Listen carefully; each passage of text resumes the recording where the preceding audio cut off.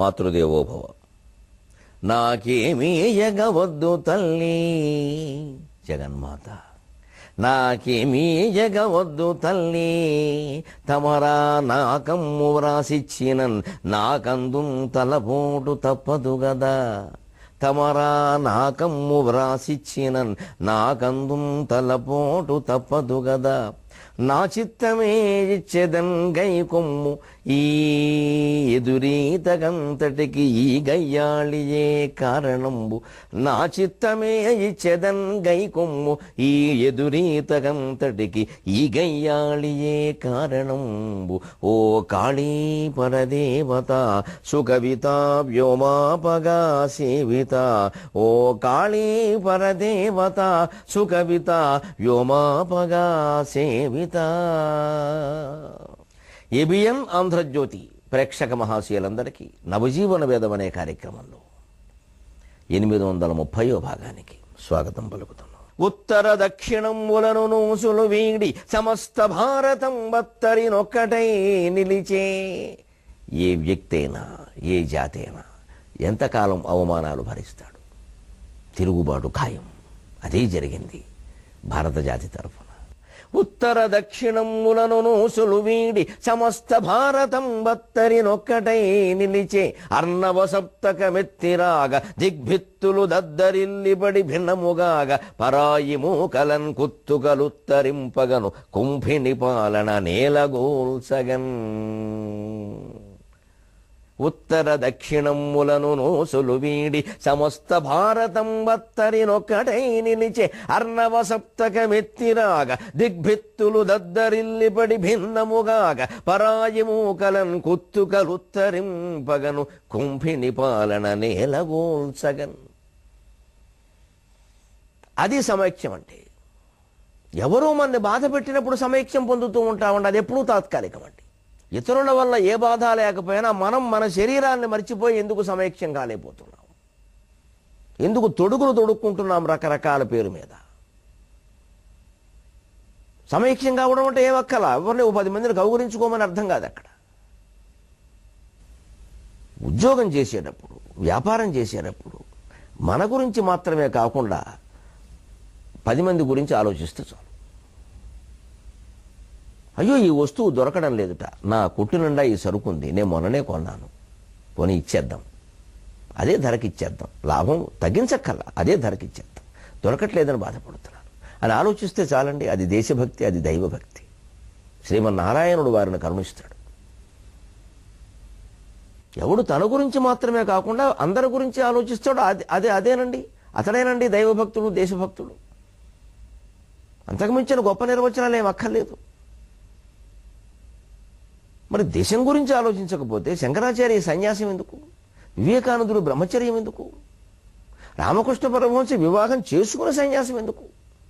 ఈ శరీరం కంటే భిన్నంగా ఆలోచించండి. ఈ శరీరం మీరు కాదు. కాబట్టి ఈ శరీరాన్ని బట్టి వచ్చిన కులము, మతము, ప్రాంతము, భాష ఏది మీరు కాదు. నిమిత్త మాత్రంగా ఓ శరీరాన్ని ధరించారు కాబట్టి ఆ భాష మాట్లాడండి, ఆ మత ధర్మాలు అనుసరించండి, ఆ కులాచారాలు పాటించండి, అంతవరకే. ఎవరితో దెబ్బలాడడానికి కాదు. వాటికి మీరు ఎవరైనా అడ్డు చెబితే మీరు దెబ్బలాడండి, తప్పులేదు, స్వాతంత్రం అది. ఈ ఆచారాలు, మతాలు, భాషలో ఇవన్నీ అంతకోసమే కానీ మొత్తం దాన్ని పట్టుకుని వేలాడడానిక. ఎన్ని జన్మలు ఎత్తామో, ఎన్ని మతాల్లో ఉన్నామో, ఎన్ని కులాల్లో ఉన్నామో, ఎన్ని భాషలు మాట్లాడామో, ఎన్ని దేశాల్లో పుట్టామో ఎవరికి తెలుసునండి. ఈ దేశంలోనే ఎన్నిసార్లు ఎన్ని రకాలుగా పుట్టాము. ఈ శరీరాల పేరు మీద మనం తొడుక్కున్న తొడుగులు మర్చిపోతే తప్ప మనకి ఆ దేశభక్తి, నిజమైన దైవభక్తి రెండు అలవాటు కావు. మన దైవభక్తిలో కూడా చెప్పింది అదే. ఆముక్తమాల్యదలో మాలదాసుడు ఏమంటాడు? ధరణీశతను వెత్తి దాస్యంపుతను దోన ఎన్ని మార్లెత్తమీయేను నీవు, కేసరితను వెత్తి కీటంపుతను దోన ఎన్ని మార్లెత్తమీయేను నీవు, మత్తే భతను వెత్తి మశకంపుతను దోన ఎన్ని మార్లెత్తమీయేను నీవు, దిక్పాలతను వెత్తి తిరిపింపుతను దోన ఎన్ని మార్లెత్తమీయేను నీవు. సోమయాజులము ఎన్ని మారులుగాము, స్వపచ ఖగకులులము ఎన్ని మారులుగాము, పాము గీములము ఎన్ని మారులుగాము, వెండి కంసరిపు భక్తులము కండె కాముగాని, వెండి కంసరిపు భక్తులము కండె కాముగాని, విశ్వమంతా విష్ణు స్వరూపంగా భావించే భగవద్భక్తులం మనం కాలేకపోయాం కానీ ఎన్ని జన్మలు ఎత్తేమయ్యా అంటాడు. ఆ ఒక్క జన్మ ఎత్తుంటే ఇవన్నీ అక్కర్లేదు. ఈ జన్మలోనేనా ఈ సాహిత్యాన్ని అర్థం చేసుకునే అవగాహన శక్తి కలిగిన మనమేనా ఈ జన్మ ఎందుకు ఎత్తాం? విష్ణువు అని భావించడానికి, కులాల పేరు మీద, సంఘాల పేరు మీద, మతాల పేరు మీద కొట్టుకు చావడానికి కాదు. ప్రతిదీ విశాల భావంతో అర్థం చేసుకోవాలి. మేలు కోరి పెద్దలు ఒక మాట అన్నా పడాలి. తల్లి మందలించినా తండ్రి మందలించినా సరే ఆత్మహత్యలు చేసుకుంటుంటే ఎవరు మందలిస్తారండి? ఎవరిని మాత్రం ఇంట్లోనే తట్టుకోలేకపోతుంటే బయట ఎలాగా? అత్తరిని ఒక్కటే నిలిచి, అంటే ఇంగ్లీష్ వాళ్ళు బాధ పెట్టేసరికి అంతా ఏకమయ్యారు. లేకపోతే కొట్టుకు చచ్చిపోతారు. అసలు వీళ్ళు కొట్టుకునే పరిస్థితి లేకపోతే వాళ్ళు వచ్చి ఆక్రమించలేరు వీళ్ళని. మనవాళ్ళు సాయం చేయకపోతే వాళ్ళు ఎక్కడి నుంచి వస్తారండి? ఇంట్లో ఎక్కడో ఓ చోట మూల కణాలు లేకపోతే ఎలకలు ప్రవేశించవు, ఎలకల కోసం పాములు ప్రవేశించవు. ఆ రంధ్రం మనదే మనం పెట్టుకున్నదే. ఆ లొసుగు మంది, ఆ లోపం మంది. అంతా ఉత్తర దక్షిణంబులను ఊసులు వీడి సమస్త భారతం అత్తరినొక్కటే నిలిచి అర్ణవ సప్తకమెత్తిరాక. ఆ ఐకమత్యం ఎలా కనబడిందంటే సప్త సముద్రాలు భూమి మీదకి వచ్చేసేయము అనిపించేట్టుగా. దిగ్భిత్తులు దద్దరిల్లి పడి భిన్నమోగాక. భిత్తి అంటే గోడ. దిక్కుల చివర ఏవో ఉన్నాయో లేదో తెలియని గోడలు ఏమైనా ఉండుంటే అవి దద్దరిల్లి పడి ఇలా పడిపోయేమో బ్రిటిష్ వాళ్ళ మీద అన్నట్టుగా. పరాయి మోకలను కుత్తుకలుత్తరింపని కోసేస్తాం సన్నాసులారా. బట్టల మూటలు ఎత్తుకుని వచ్చిన వాళ్ళు మా దేశంలో బట్టల వాళ్ళ నాశనం చేస్తారా మీరు? కట్టుకుందుకు బట్ట లేకుండా తోసేస్తాం, కట్టు బట్టలతో పంపిస్తాం, ఇంకా దయగలిగామనుకుంటున్నారు అని జవాబు చెప్పిందండి. పరాయి మోకలను కుత్తుకలుత్తరింపగను కుంభిణి పాలన నేలగూల్చగని. తెలుగు భాష పట్ల అభిమానం అంటే ఏమిటో ఒక్క ఉదాహరణతో చెబితే ఈ కుంభిణి శబ్దం గమనించండి. ఎక్కడి నుంచి వచ్చిందండి ఇది? భాషలో పదం లేకపోతే పుట్టించచ్చండి. భాషాభిమానం అంటే అది. అంతేగాని ఇంగ్లీష్ వాడుకలో ఉంది కదండి వాడేద్దాం అక్కర్లేదు. సెల్ ఫోన్ని చరవాణి అనొచ్చు, పుట్టించిన పదమే. కానీ అందరం అందాం, వీలైనని అందామండి. బస్సు రోడ్డు అక్కర్లేదండి, అందామండి వీలైనండి. కంపెనీ అనే మాటకి కుంభిణి అనే పదం పుట్టించారండి. ఇంగ్లీష్ అనే మాటకి ఆంగ్లం అనే పదం ఆంగ్లం పుట్టించారండి. ఆంగ్లం వాళ్ళది కాదండి, మనం పుట్టించిన పదం. దాని నుంచి ఆంగ్లేయులు కూడా వచ్చిందండి. పుట్టించిన పదాలండి, తెలుగు పదాలు అవి. అలాగా మన భాషలో పదాలు లేవనుకున్నప్పుడు దానికి కొంచెం సమానార్థక పదాలు తెలుగులో చూసి వాడుకోవచ్చు. ఒక ప్రాంతంలో లేనివి ఇంకో ప్రాంతంలో ఉంటాయి.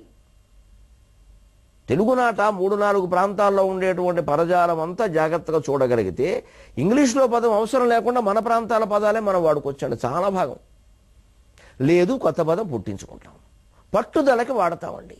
పట్టుదలకి మనం పుట్టించుకున్నా మన పదం వాడతామంతే. ఎందుకు పుట్టించాలంటే ఎవరు చెబుతారు? భాషాభిమానం అది. మీ అమ్మని ఎందుకు ప్రేమిస్తున్నామంటే ఎవరైనా జవాబు చెప్పగలరా? ఏమిటది? అర్థం లేని ప్రశ్న. భాషను ఎందుకు ప్రేమిస్తున్నామంటే అంతే. కుంభిణి పాలన, కుంభిణి పద్యాల్లో వాడారు.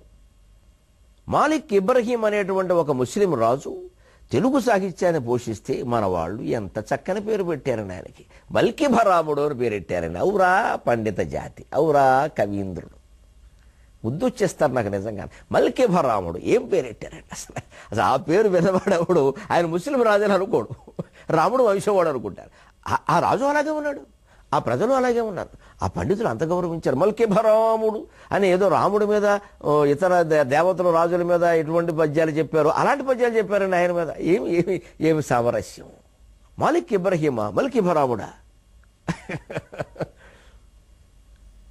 ఇటువంటి కొత్తగా పుట్టించిన పదాలే అయినా ఇవి ఎంత ఆనందం కలిగిస్తాయండి. ఉమర్ అలీ షా అని ఒక ఆయన మహాపండితుడు ఉన్నాడు, శతావధాని ఆయన. వారి మనవడు పిఠాపురంలో పీఠ నడిపిస్తారు. మొన్న ఎక్కడో దాంట్లో భీమవరంలో అవధానం చేశాను. అందులో సరదాకి అప్రస్తుత ప్రసంగంలో అడిగారు, ఈ ఉమర్ అలీ షా అంటే ఏమిటండి అన్నారు. నేను వెంటనే ఒకసారి ఈ మల్కిభరాముడిలాగే ఓ దృష్టి పెట్టా, కాస్త ఆలోచిద్దాం. ఉమా అలీ షా చక్రపాటండి, ఉమాదేవి ఆలిగా కలిగిన పాదుషా, సాక్షాత్ పరమేశ్వరుడు అండి అన్నాను నేను. వెంటనే చప్పట్లు కొట్టారు 3000 మంది జనులు. ఉమా అలీ షా అండి, ఉమాదేవి ఆలిగా కలిగిన పాదుషా పరమేశ్వరుడు అండి, అదే ఉమర్ అలీ షా అయిందన్నాను నేను. ఆయన శతావధాని మహానుభావుడు. ఆయన ముస్లిం కాబట్టి ఆయన వ్యతిరేకించమంటారా? అదేమిటది? గొప్ప సూఫీ తత్వజ్ఞాని. కొన్ని వందల పద్యాలు రాశాడు, తెలుగులో శతావధానం చేశాడు ఆయన. వారి వారసులు ఇప్పుడు ఆ పీఠాన్ని నడిపిస్తున్నారు. వారి పట్ల కూడా నాకు అదే గౌరవం తాతగారిని బట్టి. ఇలాగా ముస్లిం పదాలని, ఆంగ్ల పదాలని తెలుగులోకి మనం ఆనందంగా మార్చుకోగలిగామే. ఇప్పుడున్న పదాలను మార్చుకోలేమండి. ఇవి ఎవరైనా మార్చడానికి ప్రయత్నం చేస్తే ఏదో అనవసర పాండిత్యం గుప్పిస్తున్నారండి, బ్రాహ్మణ భాష అంతా ఇందులో పెడుతున్నారని మళ్ళీ గొడవ, వర్గాలు, కులాలు ఎన్ని పట్టుకొచ్చేస్తారో ఇందులో. ఇది జరగనివ్వరండి.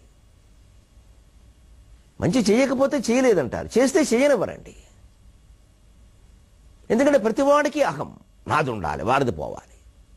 సమైక్య స్వరం వినపడినప్పుడు ఈ అహాలు ఉండవండి. అహం మర్చిపోతేనే సమైక్యం సాధ్యం. వేదాంత శాస్త్రంలో చాలా స్పష్టంగా చెబుతారు. వెంకట శంకరాచార్య ఆత్మజ్ఞానోపదేశ విధి అని ఒక వచనాల్లో ఒకటి రాస్తారు. ఉపదేశ వాక్యాలు అంటారు. ఉపదేశ సాహస్యంలో ఉంటుంది. ఈ జీవుడు నేను నేను అనే అహం ఉందే, ఇది విడిచిపెడతాం మనం. అది ఆయన లోపల ఉంటుంది ఎప్పుడు సుషుప్తి దశలో. అందుకే గాఢానందాన్ని పొందుతాం. అప్పుడు ఆ సుషుప్తి దశలో మనం గాఢానందాన్ని పొందేది పరమాత్మ దశలో ఉండి సుమారుగా. కాకపోతే అజ్ఞానం ఇంకా ఉంది అక్కడ. అది కేవలం నిద్ర, జ్ఞానపూర్వకమైన జాగ్రత్త అవస్థ కాదు, అది నిద్ర. ఈ అహం జోడించినప్పుడే వస్తాయి ఇవన్నీ, లేతే ఉండవట. ఈ అహం అనేది కనుక లేకపోతే మనం పరమాత్మలోనే ఐక్యం కాగలుగుతున్నాం. మన దేశంలో మనం ఐకమత్యంగా ఉండలేము. అంచేది అహాన్ని వదిలేశారు. కాబట్టి దిగ్భిత్తులు దద్దరిల్లిపడి భిన్నముగా గపరాయమోకలను కుత్తు కలుత్తరింపగను కుంభిణి పాలన నేల కూల్చున్నారు. కంపెనీ పాలన అనేవారు. సర్కారు వారు అనేవారు. వారు వేసిన రైలే కాకినాడ నుంచి మద్రాసు వెళుతుంది సర్కార్ ఎక్స్ప్రెస్.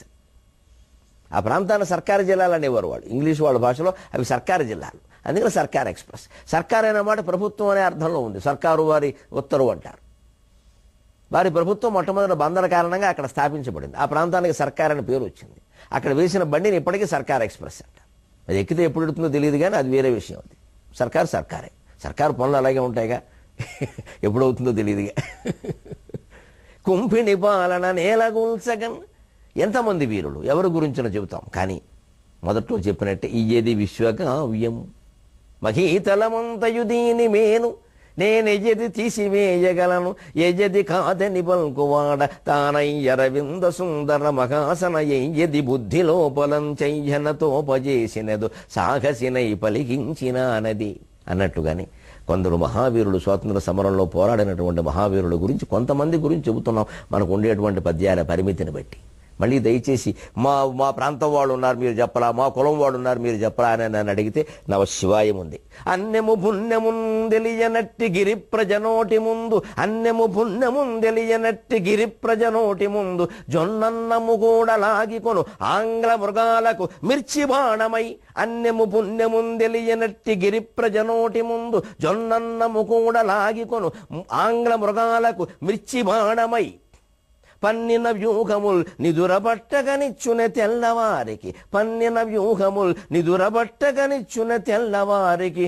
ఆ మన్నెపు సింగమున్ గవిసి, ఆ మన్నెపు సింగమున్ గవిసి, మంచమునన్ బిగించి కాల్సరే. ఆ మన్నెపు సింగమున్ గవిసి, మంచమునన్ బిగించి కాల్సరే. ఒక్క వీరుడండి అల్లూరి సీతారామరాజు. ఒక్క వీరుడు. పశ్చిమ గోదావరి జిల్లా మోగల్లు ప్రాంతంలో పుట్టినవాడు అని విన్నాను నేను. ఎక్కడో విశాఖపట్నం దగ్గర అడవుల్లో ఆయనకి ఏం పని, ఎవరెళ్ళమన్నారు అక్కడికి? పెళ్లి చేసుకుని సుఖంగా ఉండొచ్చు కదా. ఆ కాలంలో వాళ్ళ బంధువులు అందరూ అలా లేరా? అక్కడికి వెళ్ళిపోయాడండి. 10 మంది గిరిజనులను పోగేసుకుంటే రవి అస్తమించిన బ్రిటిష్ సామ్రాజ్యాన్ని ఎలా ఎదిరించగలమనేటువంటి అధైర్యం లేదే ఆ మహానుభావుడికి, 25 ఏళ్ల కుర్రాడికి. గిరి ప్రజలు మోసపోతున్నారు, వాళ్ళకి తెలియజెప్పాలి వీళ్ళెవరు అని. ఏదో పొట్టేలు కొండను ఢీకొన్నట్టండి, కానీ గెలిచారండి. ఆశ్చర్యం. ధైర్య సాహసే లక్ష్మీ అంటే అర్థం అదండి. అన్నెము పుణ్యము తెలియనట్టి గిరి ప్రజ. ఇప్పటికీ గిరిజనులు అలాగే ఉంటారని పాపం. జీడిపప్పు వారు సేకరిస్తారు, చారపప్పు వారు సేకరిస్తారు, తేనె వారు సేకరిస్తారు, రకరకాల సుగంధ ద్రవ్యాలు వారు సేకరిస్తారు. వాళ్ళ దగ్గర రూపాయికి, ₹10 కొనేస్తారు వ్యాపారులు. పట్టణాల్లోకి తీసుకొస్తారు, ₹1000 అమ్మేస్తూ ఉంటారు. ఒక్కడికి మానవత్వం లేదు. అంత కష్టపడి పాములకు తట్టుకుని, తేళ్లకు తట్టుకుని, విషపు వ్యాధులకు తట్టుకుని, అంటూ రోగాలకు తట్టుకుని వాళ్ళంతా సేకరించారే. వాళ్ళ నోటికాడ కూడుదల లాక్కోవడం మనకి ఏదైనా ధర్మమేనా? కోట్లు సంపాదించి వ్యాపారాలు చేసి లాభాలు సంపాదిస్తారు, గుళ్ళు కట్టిస్తారు వీళ్ళే. అక్కడ ఆ గిరిజనులు చివరికి అన్నప్రసాదం నాడు రావాలి అడుక్కోవడానికి. ఇదండి దేశంలో జరుగుతున్న ఘోరం. పాపాత్ముడు గుడి కట్టిస్తాడు, కష్టపడినవాడు అక్కడ భిక్షాటం చేస్తూ కూర్చుంటాడు. మేము అందరికీ అన్నం పెట్టామండి, అది పెద్ద గొప్ప. అసలు గుడి ఏ సొమ్ముతో కట్టాం? ఎటువంటి సొమ్ము అది? ఎవరి దగ్గర దోచుకున్నాం? అది సక్రమంగానే సంపాదించామా? ఆలోచన లేదు. ఆస్తిపాస్తులు వదిలేసి, ఆత్మీయులను వదిలేసి, వివాహాదులన్నీ వదిలేసేసి మహానుభావుడు అడవుల్లోకి వెళ్ళి గిరి ప్రజల తరఫున పోటాడండి. అన్నెము పుణ్యము తెలియనట్టి గిరి ప్రజ నోటి ముందు జొన్నన్నము కూడా లాగికొను ఆంగ్ల మృగాలకు మిర్చి బాణమే. మనలో చాలా మంది పెద్ద కులాల్లో పుట్టామని చెప్పుకునే వాళ్ళకి జొన్నన్నం తింటే అరగదండి, జొన్న రొట్టె అరగదండి, చాలా కష్టం అండి. కానీ చాలా బలం అండి. మరి దానికి తగిన పని చేయాలండి. అప్పుడు మంచి రాళ్లలా ఉంటామండి మనుషులు. మనకి ఇడ్లీలే అరగట్లేదే, జొన్నన్నం ఎక్కడ? ఆ జొన్నన్నం వాళ్ళు తింటారు, అది కూడా తినేయకుండా వాళ్ళ మీద రకరకాల పన్నులు వేసి వాళ్ళని బాధ పెట్టారు. వాళ్ళు సొమ్ములు దోచుకున్నారు. ఇప్పటికి వాళ్ళ కొండలు దోచుకుంటున్నారు, గనుల పేరు మీద పట్టుకునేవాళ్ళు లేరు. వాళ్ళ చేతే కొట్టిస్తారు ఆ రాళ్ళన్నీ. ఎవడో బాగుపడతాడు. చేతులు అవిసిపోయేలా కొట్టిన వాళ్ళకి ఏం లేదు. దిగుమతులు చేసిన వాడికి, ఎగుమతులు చేసిన వాడికి ఉంటుంది. మతులు పోయిన దేశం కదా. నోటికి జొన్నన్నము కూడా లాగికొని ఆంగ్ల మృగాలకు మిర్చి బాణమే. ఎంత పౌరుషం అండి మహానుభావుడు. బాణానికి ముందు మిరపకాయ గుచ్చి పంపించేవాట ఇంగ్లీష్ వాళ్ళ పోలీస్ స్టేషన్కి. నేను వస్తున్నాను రా, మీ ఆయుధాలు పట్టుకెడతాను. ఆశ్చర్యం, వాడు పారిపోయేవారట అక్కడి నుంచి. మనిషిలో ధైర్యం కాకపోతే ఏమిటండి అది? ఆయుధ సంపత్తి కాపాడుతుందమ్మా. ఆయనకి అమ్మవారి మీద ఉండే భక్తి, ఆత్మవిశ్వాసం. ఎప్పుడూ జీవితంలో అవి రండి, ఆత్మవిశ్వాసం, పరమాత్మ విశ్వాసం. మిర్చి బాణమై పన్నిన వ్యూహములు నిధుల పట్టగనిచ్చిన తెల్లవారుకి. ఈయన పన్నిన వ్యూహాలు వాళ్ళకి నిద్ర లేకుండా చేసేయండి. ఆ మన్నెపు సింగమున్ గవిసి మంచమునన్ బిగించి కాల్చరే. ఎవరో వారి చేత వీరి చేత సమాచారాలు తెలుసుకుని ఆయన రహస్యంగా బంధించి ఎవరికీ తెలియకుండా చంపిబారేశారే. మహావీరుణ్ణి మట్టు పెట్టేశారే, అభిమన్యుణ్ణి మట్టు పెట్టినట్టు. ఆయన తరఫున ఆ వంశం వాళ్ళు ఎవరు పదవులు వస్తాయన్న ఉద్దేశంతో ఆయన ఏం చేయలేదే. ఏమీ ఆశించకుండా దేశం కోసం ఆ మహానుభావులు ఇలా చేశారంటే మనం ఈవేళ ఇంత విస్తృతమైన దేశం కోసం అలా చేయలేమా? మనము, మన పిల్లలు, ఈ ఒట్టిగాళ్ళు, ఓ గొట్టం, ఓ గొడుగు, వీళ్ళిద్దరేనా మనకి? వీళ్ళ కోసమేనా మొత్తం అంతా? ఓ 18 ఏళ్ళు పెంచుతాం, మీ దారి మీరు చూసుకుంటారా అని వదిలేసి మిగిలిన జీవితం అంతా దేశం కోసం గడపలేమా?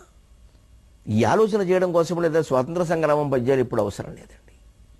ఆ మహానుభావులు చేసిన త్యాగం గుర్తు చేసుకుంటే ఎప్పటికైనా కొంతమంది అయినా పిల్లల కోసం ఊరికే 100 కోట్లు కూడబెట్టడం మానేసేసి పెంచవలసినంత వరకు పెంచి ఏదో చేసుకుని బతకండాయా, ఏం చేసినా పర్వాలేదు, దొంగతనం మరోతనం కాకుండా ఉంటే చాలు అని చెప్పి వాళ్ళు ఏదో పని చేసుకుంటుంటే మనం దేశం కోసం వినియోగించాలి. మిగిలింది రాసేవాళ్ళం రాద్దాం, కూసేవాళ్ళం కూద్దాం, చేసేవాళ్ళం చేద్దాం. ఏం చేయగలమో అది. నవజీవన వేదానికి పునఃస్వాగతం. మరొక వీరుడు ఇంతకంటే చిన్న వయస్సులో ప్రాణాలు కోల్పోయాడు. ఊగరా ఉరికొయ్య అందుకొని ఊగరా. ప్రాణం నిలుపుకుందుకు అవకాశం ఇచ్చిన సాటి స్వాతంత్ర సమర యోధులే వచ్చి బతిమాలన కుదరదన్నాడు. దొంగలున్ కలిసి దోచుకుపోయిన స్వేచ్ఛ కోసమై సంగరమొర్చు వీరులను సంపగ చూచిన పార్లమెంటులను భంగము చేయ బాంబులను బ్రద్దలు కొట్టిన వాడు మీ భగత్ సింగము. దొంగలున్ కలిసి దోచుకుపోయిన స్వేచ్ఛ కోసమై సంగరమొర్చు వీరులను సంపగ చూచిన పార్లమెంటులను భంగము చేయ బాంబులను బ్రద్దలు కొట్టినవాడు మీ భగత్ సింగము.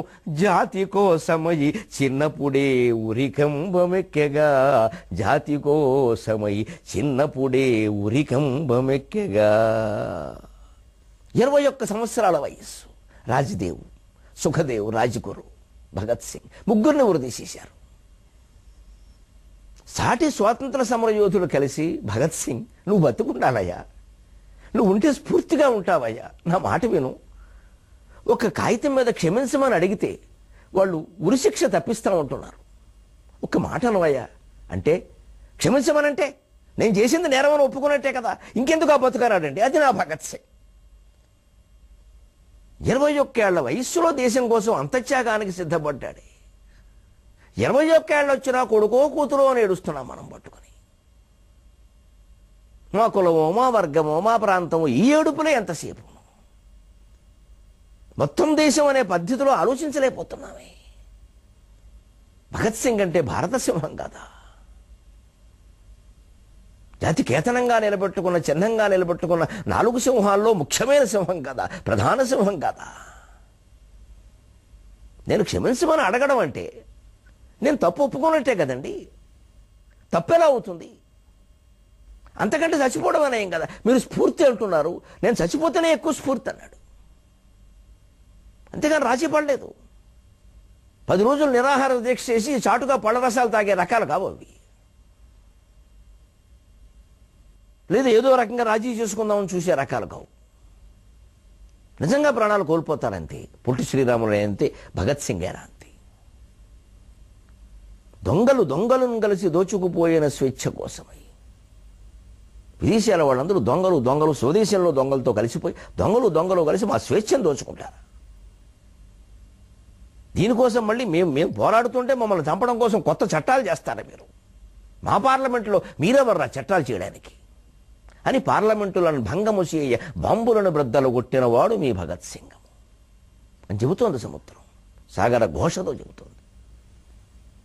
అటువంటి దుర్మార్గపు చట్టాలు, దేశీయుల్ని అణిచివేయడం కోసం చేసే చట్టాలు జరగడానికి వీల్లేదని పార్లమెంటు దగ్గరే బాంబులు వేసిన వాడండి. ఇంగ్లీష్ ద్వారా పెడుతుంటే వాహనం మీద బాంబులు వేశాడు. ఎందుకు వెయ్యరు?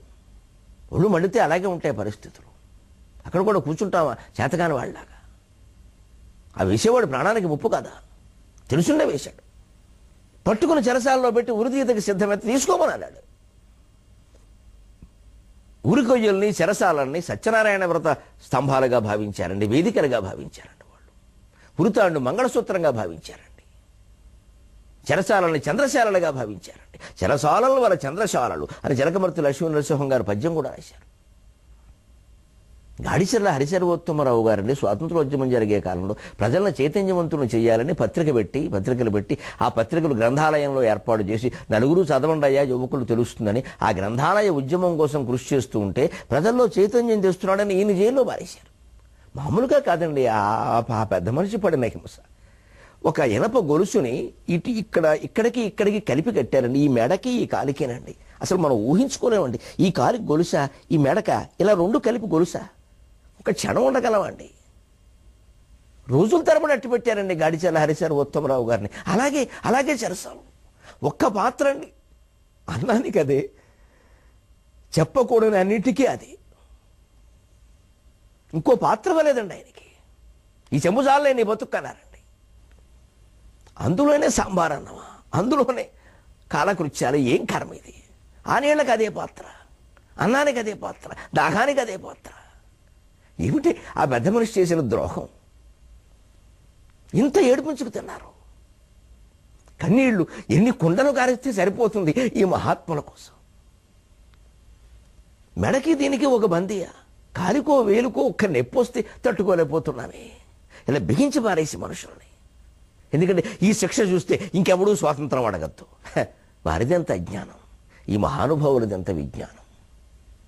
ఈ చరిత్రని మర్చిపోయి పిల్లలకి చెప్పకుండా ఇంగ్లీష్ మీడియం పేరు మీద స్వార్థ పాఠాలు నేర్పిస్తున్న, స్కూళ్లలో చేర్పిస్తున్న మనదెంత అజ్ఞానం. ఇలాగే దోచుకున్న వాళ్ళు అదే భాషని, అదే మతాల్ని మన మీద బలవంతంగా రుద్దుతూ ఉంటే, వాళ్ళ ప్రార్థనలన్నీ మన మీద చేయిస్తూ ఉంటే అక్కడికి మన పిల్లల్ని పంపిస్తున్నామే. గాజులు వేసుకోవద్దన్నా, బొట్టెట్టుకోవద్దన్నా సరే సిగ్గు ఎగ్గు లేకుండా బళ్ళల్లో చేర్పిస్తున్నామే. మనదెంత అజ్ఞానం. ఆచారాలు పోయాయి, సంప్రదాయాలు పోయాయి, దేవుళ్ళు పోయారు, దేశమే పోయింది. దేవుడికేం దిక్కింక. దొంగలు కలిసి దోచుకుపోయిన స్వేచ్ఛ కోసమై సంగరమూర్చు వీరులను చంపగజూచిన పార్లమెంటులను భంగము చేయ బాంబులను బ్రద్దలు కొట్టిన వాడు మీ భగత్ సింగము. జాతి కోసమై చిన్నప్పుడే ఉరికంబమెక్కెగా. ఈ జాతి స్వాతంత్రం కోసం 21 ఏళ్ల వయస్సులో ఉరికంబాన్ని ఆహ్వానించారండి. ఎంతటి మహానుభావులు! ఈ సంగ్రామానికి, ఈ ఆవేదనకి, ఈ ఆక్రందనకి, ఈ ఆవేశానికి కూడా ముగింపు పలకడం కష్టం. కానీ ఎక్కడో ఓ చోట ఓ చుక్క పెట్టాలి కదా. ఈ వేళటికి ఈ చుక్క, రేపు చుక్కలు రాలే సుభాష్ చంద్రుడి పద్యాన్ని వింటారు. సెలవు.